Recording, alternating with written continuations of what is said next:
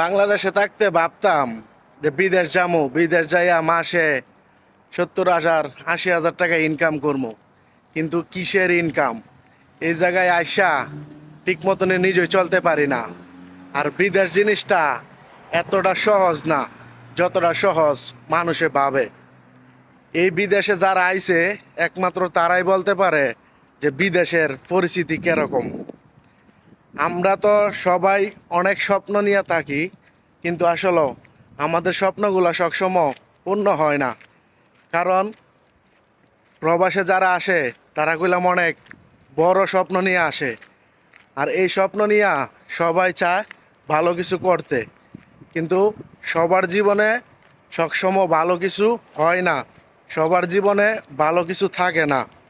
আর বিদেশ জিনিসটা এটা হচ্ছে একটা নসিব। বিদেশ জিনিসটা এটা হচ্ছে একটা নসিব। কারো কপালে সুখ থাকে, কারো কপালে সুখ থাকে না। আর যারা কপালে সুখ না থাকে একমাত্র দুনিয়ার মাঝে তারাই হইছে অসহায় মানুষ, তারাই হইছে অসহায় মানুষ।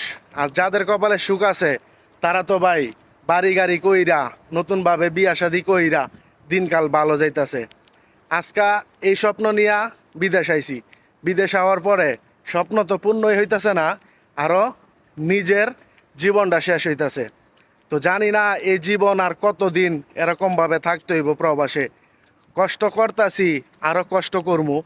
যদি সফলতা পাই তাহলে তো আলহামদুলিল্লাহ ভালো। আর যদি সফলতা না পাই তো আমার মতনই দুঃখী মানুষ দুনিয়াতে মনে হয় আর একটাও নাই। আর এরকম মানুষ আমার মতন হাজার হাজার মানুষ আছে যারা কিনা প্রবাসে থাকে, প্রবাসে থাকতেছে, অনেক কষ্ট করতেছে। আর এই কষ্টর বিনিময়ে যে সফলতা কবে তারা পাইব তার কোনো গ্যারান্টি নেই। আমরা যারা আছি সবাই কইলাম ফ্যামিলি চিন্তা করি, কিন্তু ফ্যামিলি যে আমাদের জন্য কতটুকু চিন্তা করে এটা একমাত্র যারা বিয়া শাদি করছে তারাই বলতে পারে। বিয়া শাদির আগে মানুষ ভালো, ফ্যামিলি ভালো, সব কিছুই ভালো, কিন্তু বিয়া শাদি করার পরে আসল রূপ মানুষের বোঝা যায় যে একজন মানুষ ফ্যামিলির মাঝে কতটুক মূল্যায়ন। যদি বিয়া শাদি না করে তাহলে সে কখনোই বুঝতে পারবো না। আর যদি বিয়া শাদি করে তখনই একদম হারে হারে টের পাইব যে ফ্যামিলির মাঝে তার কতটুক গুরুত্বপূর্ণ অভিনয় এমনকি দায়িত্ব থাকে। আর ফ্যামিলির মানুষ একজন প্রবাসীর সাথে কতটুক অভিনয় করে এটা শুধুমাত্র বিয়া করার পরেই কইলাম সবাই বুঝতে পারে। তার আগে কইলাম কেউ কখনো বুঝতে পারে না